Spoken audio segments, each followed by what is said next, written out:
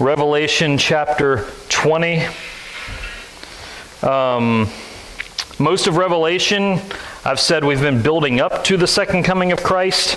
We move into the final 3 chapters, which is kind of when we see what happens after the second coming of Christ. And it's kind of funny because I have gone through like multiple chapters in a sermon as we've worked through this, and now we're going to take the final 3 chapters and do it in 3 sermons. So slowing down a little bit.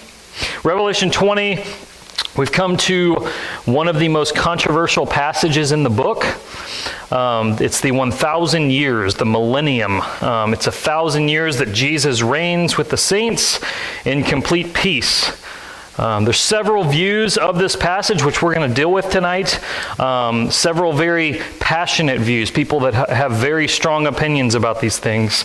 It's often said that the millennium is 1,000 years of peace that Christians like to fight about. And so we're going to not fight about them tonight, but we are going to lay out what people think of this passage. So I'm going to read chapter 20 first, and then we'll get into that. Then I saw an angel coming down from heaven, holding in his hand the key to the bottomless pit and a great chain. And he seized the dragon, that ancient serpent who is the devil and Satan, and bound him for 1,000 years, and threw him into the pit and shut it and sealed it over him, so that he might not deceive the nations any longer until the 1,000 years were ended. After that he must be released for a little while. Then I saw thrones, and seated on them were those to whom the authority to judge was committed. Also I saw the souls of those who had been beheaded for the testimony of Jesus and for the word of God, and those who had not worshipped the beast or its image, and had not received its mark on their foreheads or their hands. They came to life and reigned with Christ for 1,000 years. The rest of the dead did not come to life until the 1,000 years were ended. This is the first resurrection. Blessed and holy is the one who shares in the first resurrection. Over such the second death has no power, but they will be priests of God and of Christ, and they will reign with him for 1,000 years. And when the 1,000 years are ended, Satan will be released from his prison and will come out to deceive the nations that are at the 4 corners of the earth, Gog and Magog, to gather them for battle. Their number is like the sand of the sea. And they marched up over the broad plain of the earth and surrounded the camp of the saints and the beloved city. But fire came down from heaven and consumed them. And the devil who had deceived them was thrown into the lake of fire and sulfur, where the beast and the false prophet were. And they will be tormented day and night forever and ever. Then I saw a great white throne and him who was seated on it. From his presence earth and sky fled away, and no place was found for them. And I saw the dead, great and small, standing before the throne, and the books were opened. Then another book was opened, which is the book of life. And the dead were judged by what was written in the books, according to what they had done. And the sea gave up the dead who were in it. Death and Hades gave up the dead who were in them. And they were judged, each one of them, according to what they had done. Then death and Hades were thrown into the lake of fire. This is the second death, the lake of fire. And if anyone's name was not found written in the book of life, he was thrown into the lake of fire.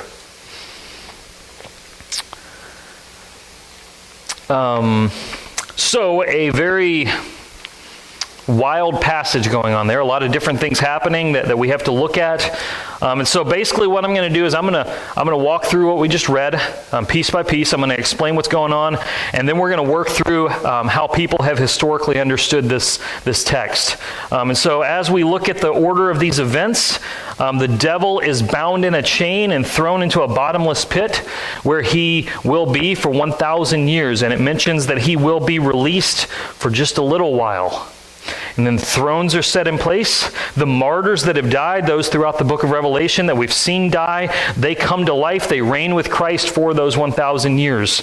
It says the rest of the dead don't come to life until those 1,000 years are over. This is called the first resurrection. You'll see in verse 5. That kind of implies there's a second resurrection, and we'll get to what that is. It says, those who experience the first resurrection will not be hurt by the second death. So there's a first resurrection, there's a second death, implying there's a second resurrection and a first death. We know that the verse 14 tells us what the second death is. It's the lake of fire. So those who experience the first resurrection do not experience the lake of fire. That's what we can know. After the 1,000 years is over, Satan is released from that bottomless pit, and he goes out to deceive the nations. That's what it says. He goes out to deceive the nations. He goes to the four corners of the earth, verse 8. As we've been working through Revelation, the four corners of the earth simply represents all the parts of the earth. He goes out to all of them, and it mentions Gog and Magog. That's a reference to Ezekiel 38 and 39. That was the same passage pulled for chapter 19 when we saw the Battle of Armageddon. And so 19 and 20 are both referencing back to Gog and Magog. It's this event in the Old Testament where all the nations of the world gather together and run up against the Lord, and he battles them. And so it's that image of Armageddon in the Old Testament. There's a final battle. Fire comes down and consumes the army of the devil. The devil is thrown into the lake of fire where the beast and the false prophet already are, and they will all be there forever and ever. And then we see in verses 11 through 15, Judgment Day. Every person in history is judged before the throne of God. Every person. And it mentions the book of life. The book of life is opened. It's been used throughout Revelation. It's the book that has all the Christians written in it, all the redeemed, all of the people who are saved. They're written in the book of life. And basically, the judgment day is if you're in the book of life, you're in. If you're not in the book of life, you're thrown into the lake of fire. It says they're judged by what they've done, and that is that they've believed the gospel or not. They've received Jesus or they haven't. And so if they've received Jesus, they go into new creation. If they haven't received Jesus, they go into the lake of fire. And it says that death and Hades are thrown into the lake of fire as well. Death and Hades, simply the final enemy of God. 1 Corinthians 15:26 says the last enemy that will be defeated is death. So that's the order of the events. And I'd just like to make note, that's all we've got. Most people that are very passionate about this chapter in Revelation get really upset if anyone disagrees with them about it, but they usually have a lot more explanation about what happens in this chapter than what's here. There's often a lot of stuff thrown into this.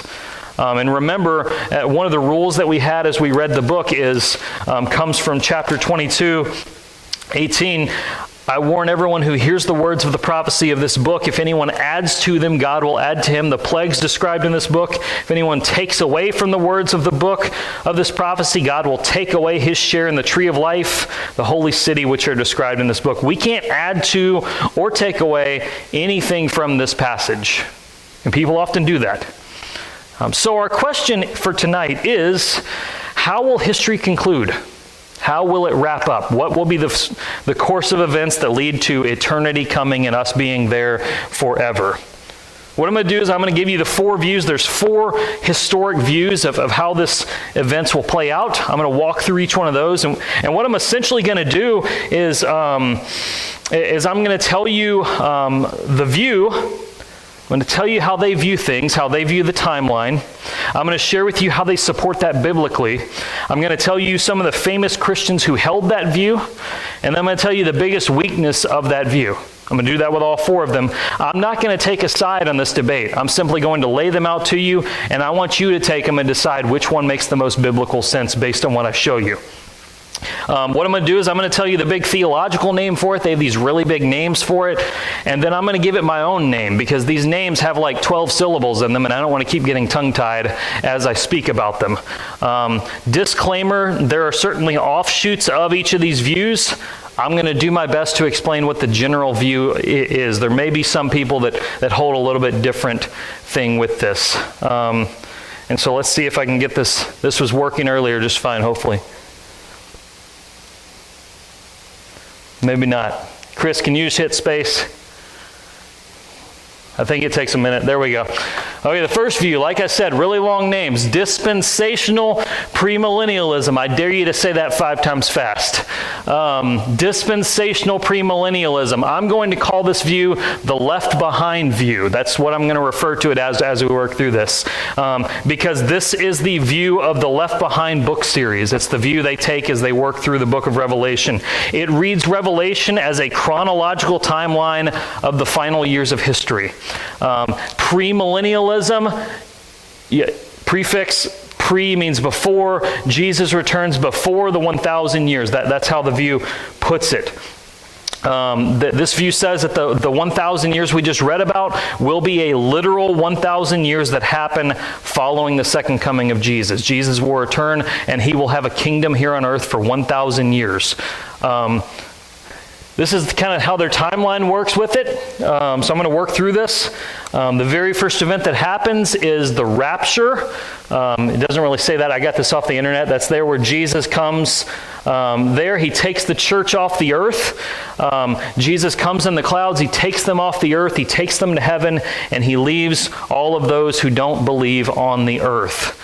There is a group of people that hold that he actually comes back halfway through the tribulation. That's a less common view. He comes back, he takes everybody to heaven, and he leaves those who don't know him on the earth. And then we move into what's called the tribulation. It's 7 years after the rapture that the Antichrist rules the earth and God pours out divine judgment. During this time, they believe people will come to faith in Christ that were left behind. They believe the nation of Israel will see great revival during this time. A lot of Jewish people will come to faith in Jesus during this time. The Antichrist during this time will lead a major movement against the nation of Israel and against the people of God, the people who come to faith in Jesus during this time. He will lead a worldwide persecution against them. This view separates the church and the Jewish people. It thinks they're 2 different groups. They're not one, they're 2. They have different promises from God, different blessings. They believe that during this tribulation, the world will become a one world government, one world currency, one world religion. Everything in the world will be unified into one.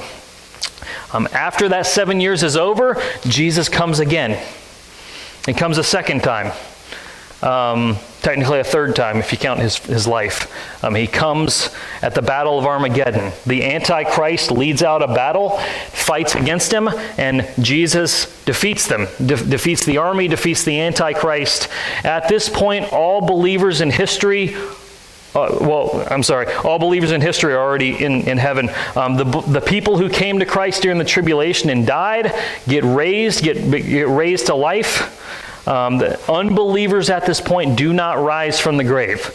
They're not going to rise until after the millennium. Then we move into the millennium. So Jesus has come back. He establishes a 1,000-year kingdom on earth. And for 1,000 years, the millennium is taking place. At this point, Satan is bound in prison. As the passage talks about, he's bound in prison. Christ reigns in Jerusalem for 1,000 years. They interpret the end of the book of Ezekiel, chapters 40 through 48, which lays out the designs for a temple. They interpret that as being a temple that Jesus will build during the millennium. Thus, in their mind, Jesus will also reinstitute animal sacrifice during the millennium. During this time, the Israelites will experience much blessing from God. During the millennium, people will continue being born. People will continue having children. Most people believe that it's only those who survived the tribulation and didn't get raptured that will be able to have children. They will have children, and they take a passage in Isaiah 65. I would read it to you, but it's kind of long.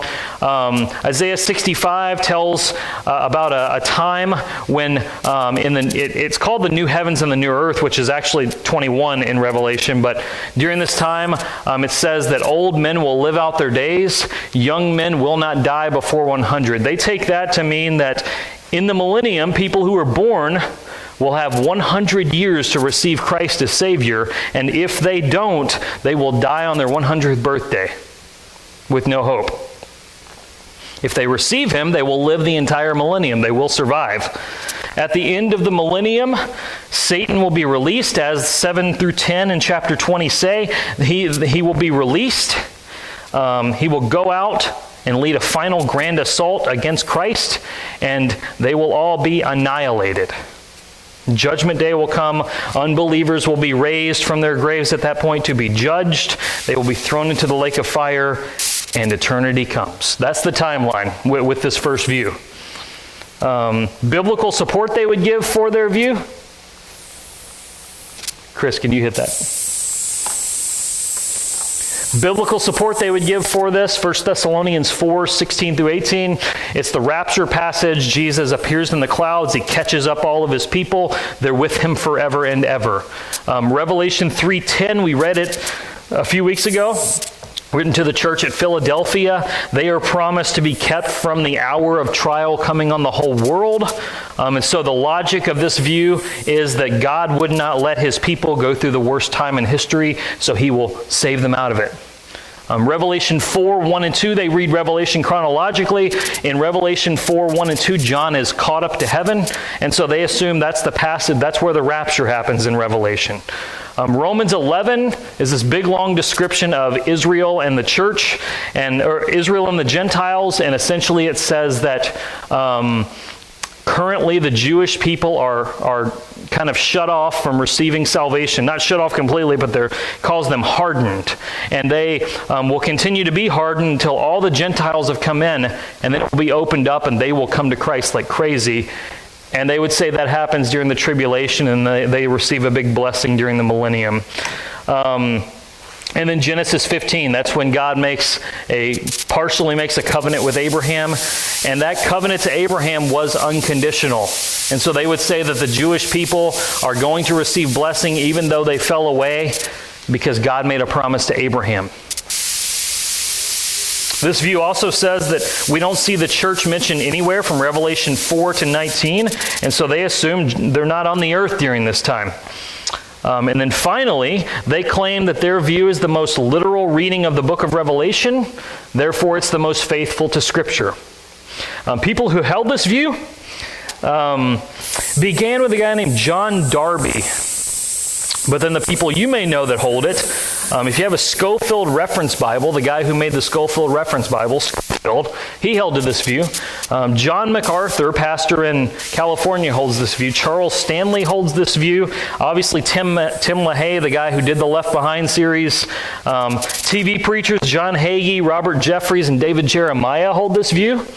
And then the church I grew up in holds to this view. So I grew up, I wasn't really in church when I was a kid, but the church I was in as a teenager held to this view. My guess is, probably this is the most popular view of the United States. My guess is if you polled every church in Tifton, or in Tift County, most of them would hold to this view. The biggest weakness of this view is that it's only about 200 years old. It's only about 200 years old. It began with John Darby. He lived in the 1800s. And he got an idea that Israel and the church were two different groups, and he built this entire view off of that. That doesn't necessarily mean it's wrong, but typically if you want to know if a doctrine is incorrect or not, you follow it back through the ages to the earliest Christians and see if they held to it, because they were the closest ones to Jesus and the disciples.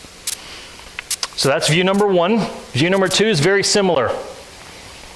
This is not going to work. Chris, I'm just going to turn this off and stop trying.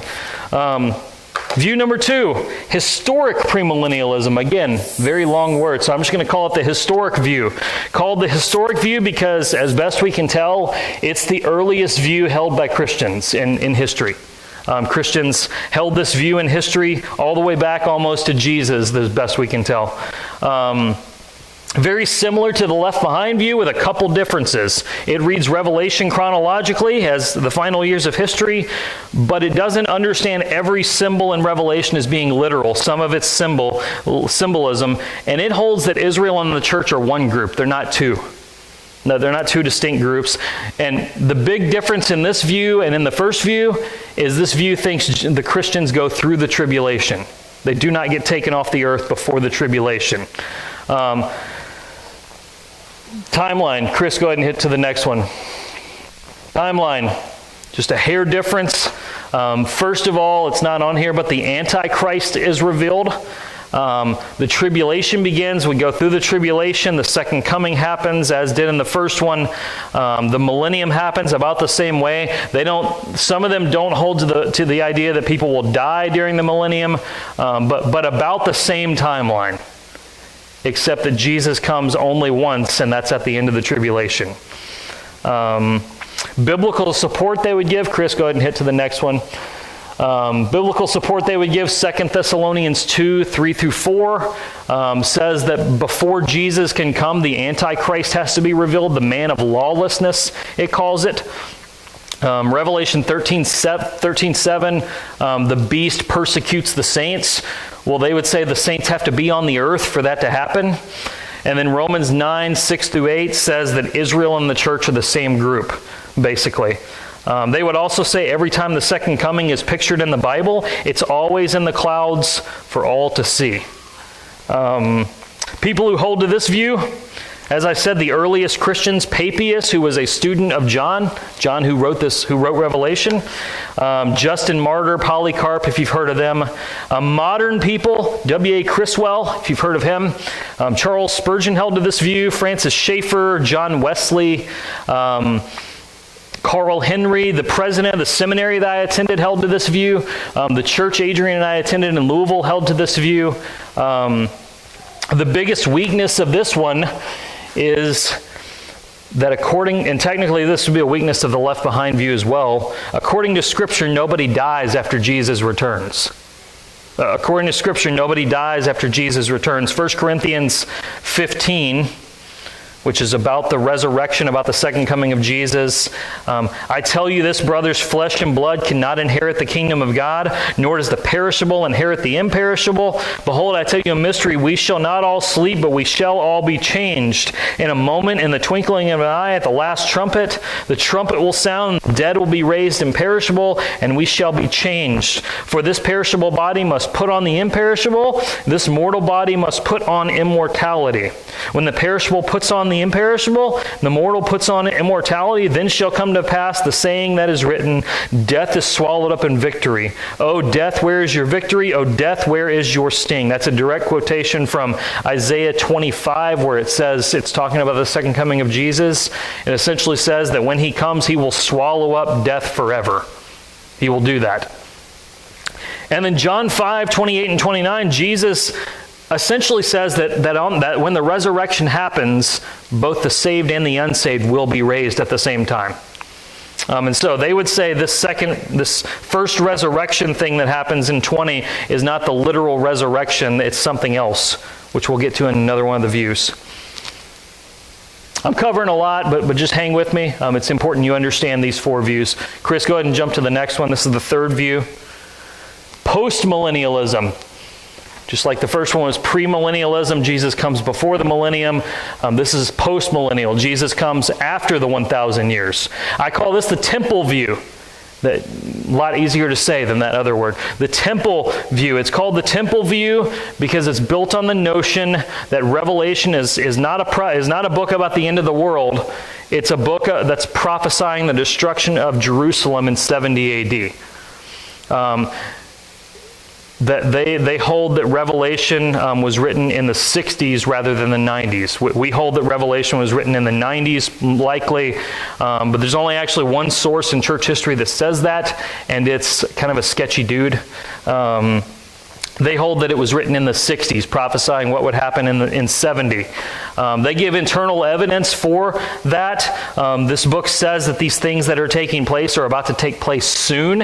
It's not something thousands of years off. What is written is going to take place soon. They say there seems to still be a temple in Jerusalem because in Revelation 11, John is told to go measure it, go measure the temple. He can't measure a temple if it's not there. That they think that the fact that Revelation never mentions the destruction of the temple in 70 probably means it hasn't happened yet in their view. It'd be like telling the story of United States history and not mentioning the Civil War. Doesn't make a lot of sense. And then we saw how the beast very much represents Nero. And so they would say there's a lot of internal evidence to suggest this was written before all that had happened. They say this is a prophecy about the destruction of Jerusalem. So they say that everything that happens in history after the destruction of Jerusalem in 70 is the millennium, and Jesus will come after it's all over. Go ahead and, Chris, hit the next one, timeline. Little different, quite different actually. Jerusalem is destroyed. Actually, that's not on there. Again, I pulled this off the internet. Jerusalem is destroyed. From that point on, the gospel goes out. The world, in their view, is eventually going to become Christianized as the gospel spreads to all the nations. People believe the gospel. They're going to basically create a Christian world. The Christian worldview will eventually take over, and we will enter into a golden age. That's the millennium in their mind. Eventually, the world will become so inoculated with the gospel that we will enter a golden age of human history where we are the dominant people. And then Jesus will return to a Christian world in their mind. And then obviously Judgment Day and eternity and all that proceeds from that. Biblical support they would give, Chris, go to the next one. Biblical support they would give is Matthew 24:14 says that before Jesus returns, the gospel has to go to every nation. Matthew 13:31 and 32 says the kingdom of God is like a mustard seed. You plant it in the ground, it grows into the biggest tree of all, and birds make their nest in it. So they would say the kingdom of God doesn't fizzle out. It starts out really small, and it grows and covers the entire world. They would say Habakkuk 2:14, the world will be filled with the knowledge of the glory of the Lord as the sand covers the sea. 1 Corinthians 15 lays out kind of a timeline of history and says Christ will reign until all his enemies are defeated. Skip Isaiah 2. Isaiah 65, they would say it's a picture of that golden age. That passage where people die at age 100, that's a picture of that golden age, they would say. They have great confidence in the Great Commission. We will get the gospel to every nation in their mind. That will be completed. The first resurrection in 20, they would say is a spiritual resurrection. We're raised with Christ when we come to faith in him. That's what Ephesians 2 says. We've been raised with him and seated in the heavenly places at our salvation. People who held this view, possibly early Christians like Athanasius, you may not know who he is. He was a Christian in the 300s. But modern people, Charles Wesley, who wrote Joy to the World. You know the song Joy to the World? That's about the second coming. It's not about the first coming. And you read that song, and it sounds like Jesus is returning to a Christian world if you read it. Charles Wesley, Jonathan Edwards, if you ever had to read one of his sermons in a literature class. William Carey, the father of modern missions, was a postmillennialist, was a Temple View guy. Modern people today, there's two pastors named Doug Wilson and Jeff Durbin that they're pretty outspoken about this view. However, the biggest weakness of this view, you can probably guess. The biggest weakness is, obviously from our perspective, things are not getting better in this world. Things are not getting better. This is the least popular of the four views. You'll find the least amount of people holding this view. These people argue that they take a long view of history is what they would say. They believe we're likely still a really long way away from the second coming. And there's still a long way off before we get to that golden age and all of that comes about. Final view, and then we're going to wrap up. Amillennialism. I call that the present view. It's called amillennialism. It's kind of a bad name because it kind of implies they don't believe in the millennium. Because an atheist is an atheist, a person who doesn't believe in God. You put a on the beginning of a word, that means you don't believe in that. This view simply holds that Revelation 20, this millennium that we see, it's not a literal thing that happens one day after Jesus comes. It's something else. It's the final event before eternity for this group is the second coming and judgment day. Jesus comes, everybody is judged, we go into eternity.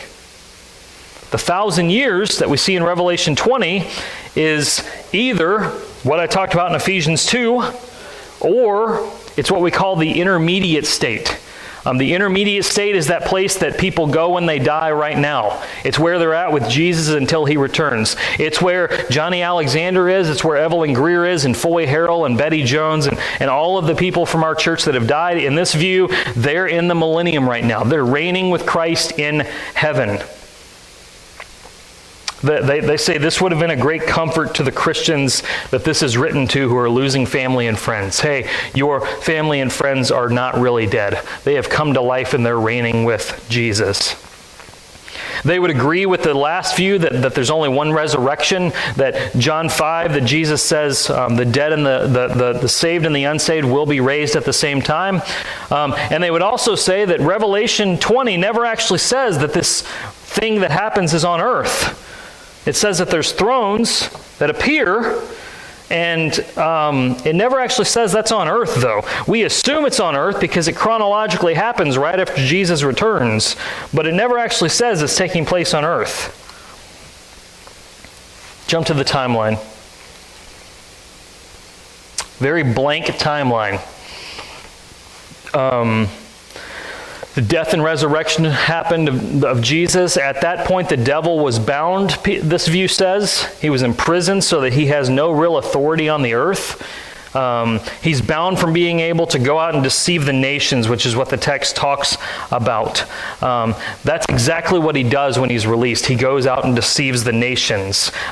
He's not able to do that right now, they would say. They say the gospel goes out, Christians are martyred at the time, dead Christians go to that intermediate state, and at the end, Satan will be released, and that's the tribulation. This chart doesn't actually do it well. I couldn't draw my own to give you a little better thing. But Satan is released. The tribulation happens for a short time. The devil wreaks havoc on the earth through the beast and the false prophet. The battle of Armageddon happens. They all gather to make war against Jesus, verses 7 through 10. Gog and Magog, they say it's the same thing that happened in 19. And the second coming happens. Jesus comes. He takes his church in the clouds. They all defeat the enemies together. And then Judgment Day comes and eternity comes. That's their timeline. One more, Chris, I believe. Biblical support for this one. Psalm 50:10 and then 2 Peter 3:8. They say, look, there's a lot of times in Scripture when the number 1,000 is used symbolically. Psalm 50 verse 10 is God owns the cattle on 1,000 hills. Well, it's not that there's he doesn't own the cattle on 1,001 hills. It's that he owns all the cattle. That's the point. All of the cattle. 1,000 represents all there. 2 Peter 3:8 is that passage that says one day is like 1,000 years and 1,000 years like one day. Basically, point is God is patient for a really long time.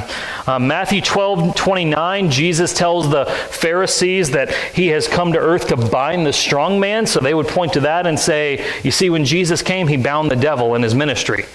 And then Ezekiel 38 and 39, that's their big one. They say, look, chapter 19 and chapter 20 of Revelation are both pulling from that same passage. They're obviously the same event.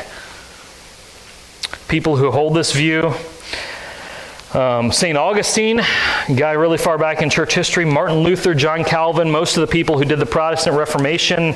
Probably guy most known today was a guy that just died a year or two ago, J.I. Packer. He was a theologian. The biggest weakness of this view is you have to be okay with what it means that the devil is bound. Because if you look at the world, obviously the devil is not bound. Obviously that's not the case. So, really long explanation of those four views. It's important you understand those four. Look at what I've presented and decide which one makes the most sense biblically. Which one makes the most sense to you. Which one is right? We don't know. We're going to have to find out one day. Frankly, I think there's a lot of convincing things in all four of them. It wouldn't surprise me if parts of each one of them are true, if we find that out one day. I have people in my life that I love that hold each one of these views.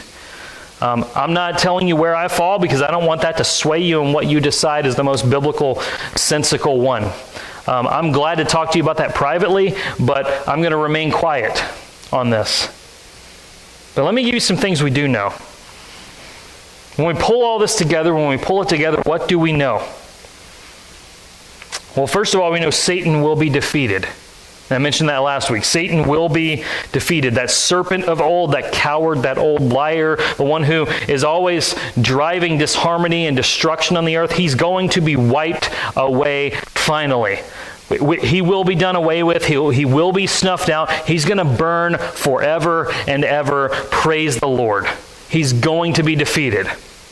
Secondly, the gospel will go forth and the Great Commission will be completed. That's the strength of that third view. They have great confidence in the fact that the Great Commission will be completed. It's not like we started a thing and someday Jesus is going to say, okay, it's not working like I thought it was going to work, so just give up. I'm going to just take care of this thing.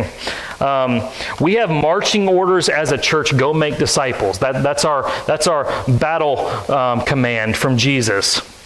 That task will be completed. All the nations will hear, and the glory of God will cover the earth as the water covers the sea. You know, I had lunch this week with two guys from the Georgia Baptist Convention. If you don't know, Georgia's been broken up into 5 regions in the Georgia Baptist Convention. Each region has their own staff, and so it's a little easier for pastors to work with that staff rather than having to go all the way to Duluth. I had lunch with the guys over evangelism and missions in our region, and both of them are like fired up guys, and they're great. And I'm fired up by talking to them, and I'm working on getting some ideas together for us to do next year as a church to reach the lost, and I can't wait. Will you join me in this? Because the Great Commission is going to be completed. It's not going to fail. Thirdly, don't assume we're in the end times just because there's unrest, because that's what a lot of people do. It's been a crazy year. We're reminded of that every time we see a mask or a social distancing sign. It's been a crazy year. But don't assume we're in the end of the world just because things in America seem bleak. People have been looking around at the world and saying we're in the end since Jesus went to heaven. And they've always been wrong. The world isn't going off, the church isn't going off a cliff. I read a book this week called The Myth of the Dying Church. It was written last year. It's all about how you've heard the words that Christianity's dying out in America, and that young people are leaving the church in droves. And this book just looked at all this data and all these trends to say that's a bunch of baloney. That's not true. They're leaving mainline liberal churches that deny the essential truths of Christianity, but evangelical churches that hold to the truth of Scripture, young people are flocking to those. They are. God is in control. He's carrying out His purposes. This earth is not without a driver. We're called to not to predict when the end of the world will be. We're called to faithfully preach the gospel until the end of the world comes. 2 more. Don't divide over issues like this. Some churches literally put it on their sign of which one of these views they hold. I mean, their sign says, we're a fundamentalist, KJV, pre-trib, premillennial, chicken-eating church. And what that sign tells anybody who isn't one of those things is they're not welcome there. They're not welcome there. Because I told you before, we can only have so much confidence about things that haven't happened yet. Like, we can't for sure know which of these is true because it hasn't happened yet. For all we know, there's a 5th view, and that's the true one. We certainly divide over some issues. Like, we go down fighting to defend the cross of Jesus and the authority of the Bible, but we just agree to disagree on issues like this. Finally, probably the most frightening one, everybody who has ever lived is going to stand before God. On that day, we're all going to stand before Him, everybody. Adam is going to stand before Him, Moses is, Julius Caesar is, Alexander the Great, George Washington, Frederick Douglass, Billy Graham, Bill Clinton, Donald Trump, your grandparents, your parents, you, your children, your friends, your co-workers. We're all going to stand before Him and give an account for what we've done. Do you fear that day? Because if you're a Christian, you have no need to fear that day. You have confidence in that day because your name is in the Lamb's book of life, and there will be no condemnation for you if you're in Christ Jesus. Your fate on that day is determined by the Lamb's book of life. If you've placed your trust in Christ, your name is in that book, and nothing can take that away from you. So rejoice. But some of the people in your life may not be in that book. So I ask you, what are you going to do about that? Do you really want them in the lake of fire for all of eternity? May that make us tremble. May it make us tremble. We're going to next week look at 21 and 20, the first half of 22, and just look at the glory of eternity. And I hope you long for that one. Let's pray together. Father, I've shared a lot of stuff tonight, and I'm sure my brain is racked from it, so I'm sure everyone here's brain is racked from all the information. Lord, I pray that you help us to have convictions about what we believe about this stuff. But Lord, I pray that we will not divide over it, because dividing over this sort of thing is pointless because it hasn't happened yet to know which one is right. Lord, I pray that we would love each other in our disagreements. Father, I pray, if anything, we put our hope in the fact that the devil will be defeated. That's guaranteed. Whether we hold that he will make war against Jesus after the millennium or before the millennium, he will not be defeated. Jesus will defeat him. We know that.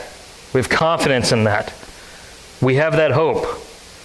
And praise the Lord, he's going to suffer forever for all the terrible things he's done. But Lord, we will stand before you one day. And I pray that we take joy in our salvation, because that is our confidence on that day.